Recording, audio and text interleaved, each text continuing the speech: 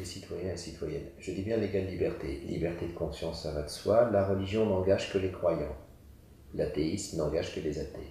Et la République, Marianne, qui porte le bonnet phrygien de l'esclave affranchi, la République unit tout ce beau monde-là. Elle les unit non plus, comme jadis César dans l'Ancien Régime, par un particularisme obligé, mais elle les unit par les principes de droit, qui sont émancipateurs pour tous. La liberté de conscience, l'égal traitement de toutes les options spirituelles, qu'on soit croyant ou athée, et évidemment le sens de l'intérêt général, puisque res publica, c'est la chose publique.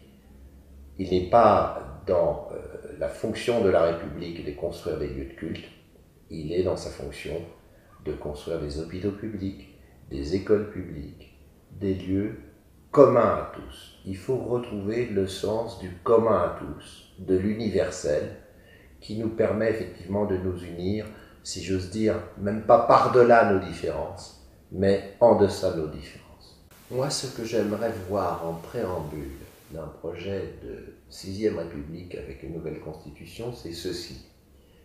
En écho à ce que demandaient les cahiers de doléances au moment où les États généraux sont convoqués par le roi à la veille de la Révolution française, en écho à ces cahiers de doléances qui demandaient justement une constitution, il faudra que nous disions, nous voulons une nouvelle constitution dont l'esprit général sera de donner à l'ensemble du peuple les leviers d'une authentique souveraineté.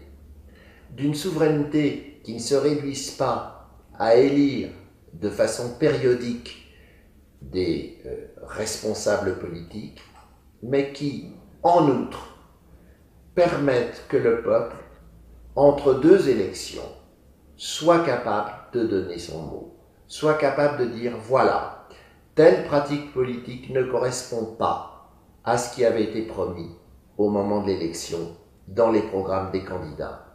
Ça ne nous va pas.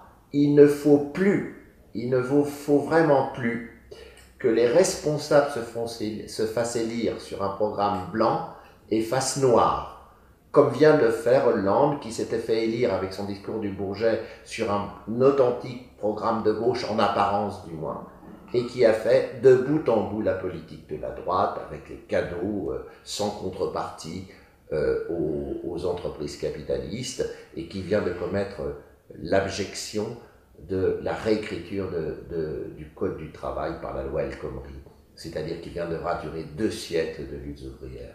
Il ne faut plus que de telles choses se produisent. C'est insupportable, ça dégoûte de la démocratie, ou plutôt de l'exercice de la démocratie, qui signifie en grec, je crois, il faut le rappeler, la souveraineté du démos, c'est-à-dire du peuple. Kratein, le pouvoir, démos, du peuple. Il faut donc éviter à tout prix que de telles pratiques puissent se reproduire. Eh bien, faisons au peuple la place qu'il mérite en lui donnant les pouvoirs qui lui permettront de contrôler ce qui se fait entre 2 élections. Il n'est plus possible que les hommes politiques se fassent élire avec des promesses qu'ils bafouent aussitôt et que le peuple assiste médusé, attristé, scandalisé à ce manque total de parole.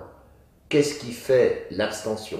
Qu'est-ce qui fait le score de l'extrême droite, sinon ce genre de déréliction de la pratique politique? C'est à cela qu'il faut mettre un terme.